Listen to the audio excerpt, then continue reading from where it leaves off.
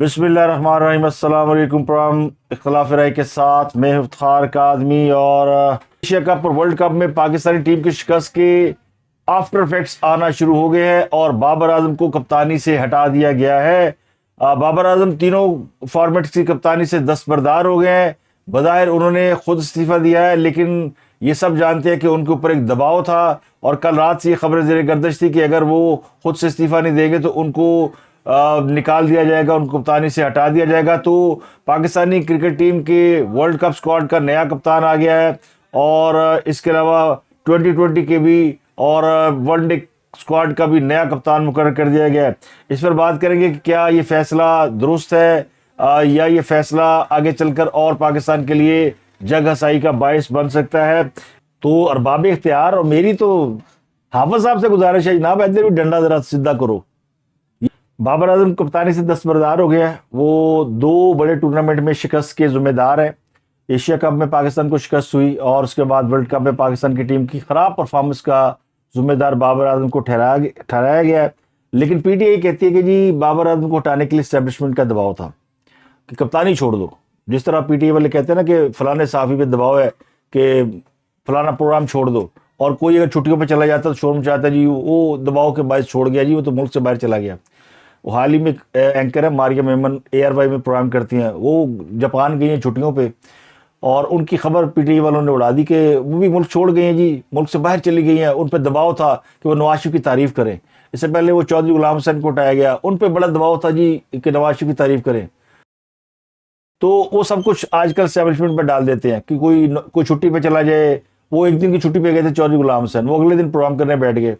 तो एक दिन के लिए कौन किसी को हटाता है और कौन किसको वापस लाता है। लेकिन इतलात यह है कि उनको हटाया गया था, फिर कहा गया जी इनको हमारा नाम लेकर हटाएगा तो भाई इनको रख लें वापस, तो उनको रख लिया गया। इस तरह मारिया मेमन ने खुद ट्वीट करके बताया मैं छुट्टियों पे हूँ।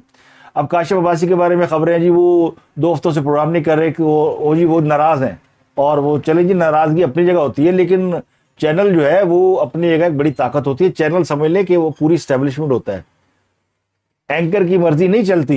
ये जो लोग समझते हैं ना कि एंकर बड़ा ताकतवर होता है और अगर एंकर नहीं चाहेगा तो उसकी मर्जी के बगैर कोई कंटेंट नहीं चल सकता, ये कोई अहमकों की जन्नत में रहते हैं लोग। मैं खुद चैनल्स का डायरेक्टर न्यूज़ रहा हूं और मुझे पता है कि जो असल ताकत है वो किसके पास होती है, वो एंकरों के पास नहीं होती। एंकर को तो एक प्रोड्यूसर कह देना कि जी आज आप प्रोग्राम नहीं कर सकते तो वो प्रोग्राम नहीं कर सकता, उससे जरा प्रोड्यूसर के इख्तियारात होते हैं।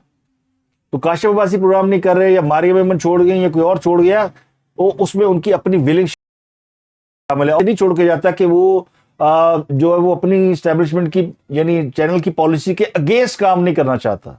भाई अगर जो नहीं अगेंस्ट काम करना चाहता वो रिजाइन देके चला जाता है, वो कहता है ठीक है मैं रिजाइन करता हूँ। लेकिन ये नहीं होता वो चैनल में बैठा भी हो और वो प्रोग्राम ना कर रहा हो, जी मैं नहीं करना जी, एड्डा तो पहलवान। तो किसी की जरूरत नहीं है, चाहे मारिया मेमन हो, वो कुमन हो, वो गुलाम हुसैन हो, वो काशिफ अब्बासी हो, वो साबर शापर हो, कोई और हो।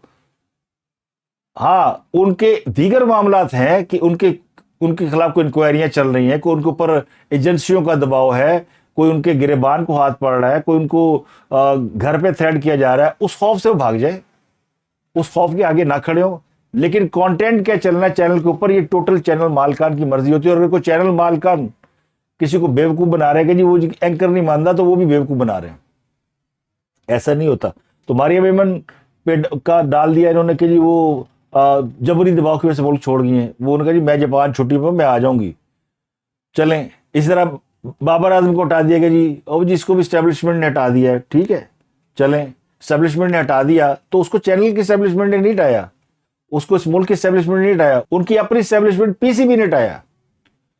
तो बाबर आजम को जिस स्टैब्लिशमेंट ने हटाया उसका नाम है PCB, और हटाने की वजह यह है कि उनकी 2 टूर्नामेंट के अंदर कारकर्दगी बड़ी खराब रही, और चूंकि वो ये टीमें अपनी मर्जी से बना के ले गए थे, इंसिस्ट करके बनवाई थी टीमें उन्होंने, जिम्मेदारी पूरी उनकी थी, तो फिर उनको जिम्मेदारी कबूल करना पड़ी। तो उनकी बुरी कप्तानी की वजह से उनको हटा दिया गया। तो एक खिलाड़ी जो आज बुरी कप्तानी की वजह से हटाया गया उसका नाम बाबर आजम है, और एक वज़ीर-ए-आज़म जो बुरी कप्तानी की वजह से निकाला गया उसका नाम इमरान खान है। तो कारकर्दगी बुरी होगी तो कोई नहीं रहने देगा, चाहे वो मुल्क की स्टैब्लिशमेंट हो, चाहे वो PCB की स्टैब्लिशमेंट हो, चाहे चैनल की स्टैब्लिशमेंट हो। तो ये तीनों जो है ना स्टैब्लिशमेंट, ये किसी ऐसे शख्स को बर्दाश्त नहीं करेगी जिसकी वजह से उनका इदारा सफर कर रहा हो या मुल्क सफर कर रहा हो। तो बिल्कुल ऐसे ही हुआ है। अब बाबर आजम को हटाया है, जाहिर है उनका हटना बनता था। बाबर आजम की मर्जी से हटाते ज्यादा अच्छा होता, लेकिन उनको दबाव डाल के हटाया है तो ये कोई अच्छी बात नहीं है। उनकी जगह जिसको कप्तान बनाया है वो तो ऐसे ही है कि नानी ने खसम किया पैड़ा किया करके छड़िया होर पैड़ा किया। उनकी जगह पे आपने कप्तान बना दिया है शान मसूद साहब को।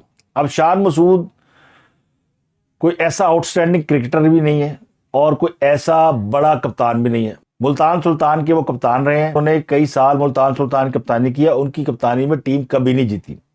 रिजवान को मुल्तान सुल्तान का कप्तान बनाया गया तो रिजवान ने आके मुल्तान सुल्तान की टीम में जान डाल दी, और जितनी अच्छी परफॉर्मेंस रिजवान की कप्तानी में मुल्तान सुल्तान ने दी है किसी टीम ने किसी कप्तान की कप्तानी में नहीं दी थी। तो वहां भी हालत ये थी कि क्या नाम है इनका, शान मसूद, इनको कप्तानी से ना सिर्फ उठाया गया बल्कि बाद बेंच पे बिठाया गया, कोई टीम में जगह नहीं बनती थी। ये 2020 के प्लेयर ही नहीं थे। अब टेस्ट में कितने प्लेयर हैं, टेस्ट टीम में इनका कभी कभी आते हैं कभी जाते हैं, अच्छे प्लेयर होंगे, लेकिन जब ये आए थे तब से ये मशहूर है कि ये कुछ फारसी या पर्ची पे आए हैं। टैलेंट इनमें है लेकिन आगे बढ़ने के लिए हमेशा पर्ची पीछे रहती है। अब इनको आपने पाकिस्तान टीम का कप्तान बना दिया है तो क्या क्राइटेरिया रह गया, क्या क्रेडिबिलिटी रह गई? आपको विद इन टीम थोड़ी सी ओवरहॉलिंग करनी चाहिए थी। बाबर आजम का ग्रुप थोड़ा सा साइडलाइन करना चाहिए था। जिन लड़कों के साथ नाइंसाफी उनको टीम में डाल दें। मेरी नज़र में अगर आप देखें, और शाहीन शाह को कप्तानी दे दी गई है 2020 की या वनडे टीम की, मोहम्मद हफीज़ को टीम का डायरेक्टर बना दिया गया है, वो हेड कोच भी होंगे। चले मोहम्मद हफीज़ एक प्रोफेसर है, वो सोच समझ के काम करता है, इसमें कोई शक नहीं, वो झक्की आदमी है, लेकिन वो हमेशा टीम की प्लानिंग में और इस तरह की चीज़ों में वो हमेशा इन्वॉल्व रहा है, और जब तक वो टीम का हिस्सा रहा है वो हर कप्तान के साथ उसका अच्छी अंडरस्टैंडिंग रही है। तो मोहम्मद हफीज़ एक अच्छी चॉइस है। बाकी के लोग जो है ना, मुझे उनके ऊपर बड़ा डाउट है।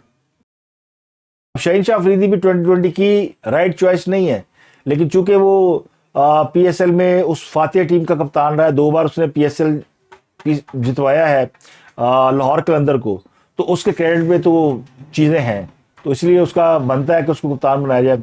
लेकिन एक खिलाड़ी और बाहर बैठा है जिसका नाम है माद वसीम, जो कि एक अच्छा ऑलराउंडर है, और वो 2020 का कई साल वो नंबर 1 बॉलर भी रहा है, लेफ्ट आर्म लेग स्पिनर भी और अच्छा बैट्समैन भी, ऑलराउंडर है।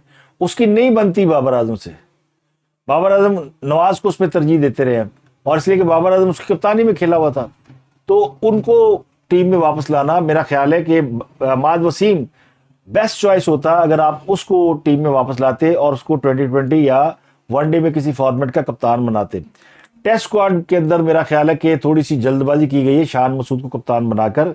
टेस्ट स्क्वाड में और भी बहुत से लोग हैं जिनको चांस दिया जा सकता था, और शाहीन शाह अफरीदी को अगर टेस्ट में कप्तान बनाते तो वो ज्यादा सीखता, क्योंकि उसमें मार्जिन ज्यादा होता है, और फिर वो एग्रेशन के साथ क्रिकेट, टेस्ट क्रिकेट भी अभी एग्रेशन के साथ होती है, वो सुस्ती के साथ और टुक टुक करके नहीं होती। तो शान मसूद बहरहाल आउट ऑफ दी बॉक्स उनको कप्तान बनाया गया है, और शायद ये फार्मूला साउथ अफ्रीका को सामने रख के बनाया गया। साउथ अफ्रीका ने भी जब बड़ी झकझक हो रही थी, वो ग्रीम क्या थे वो जो हेंची कोरोनिया, उन्होंने जब वो इतराफ़ किया कि उन्होंने मैच फिक्सिंग की है, उसके बाद वो बड़ी बदनामी हुई और टीम के अंदर, तो उन्होंने एक जूनियर बच्चे को, ग्रेम स्मिथ को कप्तान बना दिया, जो कई साल तक कप्तान रहा, लेकिन टीम कभी नंबर 1 नहीं बनी उनकी। टीम हमेशा नीचे रही। टीम उससे पहले नंबर 1 थी, जब वो क्रोनिया कप्तान था, तो फिर वो टीम फाइनल भी खेली हुई है, और उसने हमेशा सरप्राइज किया बहुत से मुल्कों को, लेकिन उसके बाद टीम कभी उठी नहीं है। तो एक मठा कप्तान ऊपर बिठा दें, सारी गर्द बैठ जाए। तो मुझे लगता है कि यहाँ भी अल्लाह करे कि शान मसूद मेरी तवक्कुआत के बरखिलाफ परफॉर्मेंस दे। एक बड़े टूर्नामेंट में आपने एक बिल्कुल नाड़ी खिलाड़ी को अपने कप्तान बना के भेज दिया, और कल को आप कहेंगे जनाब इनको 6 महीने दे दें, ये भी सीख रहे हैं, इनको आप सपोर्ट करें, और फिर कहेंगे जी ये इनको अभी कोई तजर्बा नहीं है, जब ये सीख जाएंगे तो बड़े अच्छे हो जाएंगे।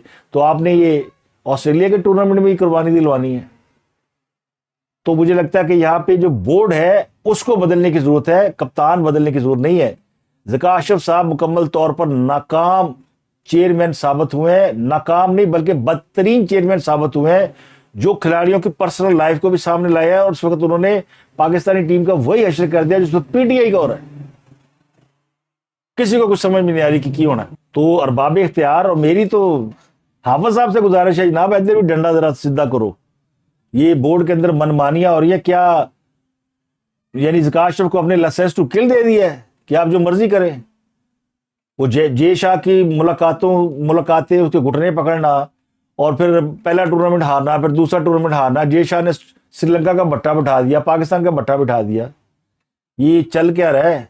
बाबर आजम की टीम तो एशिया कप से पहले नंबर 1 थी। पता चला है कि उसके बाद क्या हुआ, जब ये ज़का अशरफ साहब आए हैं उसके बाद टीम की परफॉर्मेंस इतनी बुरी क्यों हुई? यही खिलाड़ी तो नंबर 1 थे, चाहे बच्चों से खेल के थे, यही तो नंबर 1। तो बाबर आजम का क्रेडिट तो है ना कई साल टीम को नंबर 1 रखना। लेकिन यहां पे चेयरमैन पीसीबी का रोल जो है ना वो सबसे ज्यादा खराब रोल है। इसीलिए वो कहते हैं ना कि अब लोग कहेंगे जी इधर तो हमीद राजा चंगा सी, और हमीद राजा से नजम सेठी बेहतर था। तो आज बाबर आजम को आपने निकाला है तो लिख लें, कल आपने बाबर आजम को याद करना है कि बाबर आजम शान मुसूद से बेहतर कप्तान था, क्योंकि टीम को यूनाइट करना और टीम बनाना आसान नहीं होता। उन खिलाड़ियों से परफॉर्मेंस क्यों नहीं हुई जो कि परफॉर्म करते आए थे? ये इसलिए नहीं हुई कि उसमें बाबर आजम को कोई सपोर्ट ही नहीं थी या कोई और एलिमेंट था, उसके पीछे दिमाग नहीं थे, उसको बताने वाला कोई नहीं था। आपने उसको खुला छोड़ दिया तो ये रिजल्ट निकला है। मेरा ख्याल है उसको टेस्ट क्रिकेट का कप्तान रखना चाहिए था। वो कह तो रहा मुझे ऑफर की गई लेकिन मैंने ना कर दी, लेकिन मेरा ख्याल है उसको वनडे और टेस्ट का कप्तान रखना चाहिए था। T20 का कप्तान आप चेंज कर देते, क्योंकि आगे जो टूर्नामेंट आ रहा है वो T20 का आ रहा है, आगे को वनडे का टूर्नामेंट नहीं आ रहा। वनडे में उसको मौका दे देना चाहिए था वो, और टेस्ट में उसका मौका बनता है, टेस्ट में उसका हक बनता है। वो बड़ा प्लेयर है, टीम में उससे बड़ा प्लेयर इस वक्त है ही कोई नहीं। तो अब तक के लिए इतना ही। आपसे मुलाकात होती है अगले व्लॉग में। अपना गिरदनों का लोगों का बहुत ख्याल रखिए।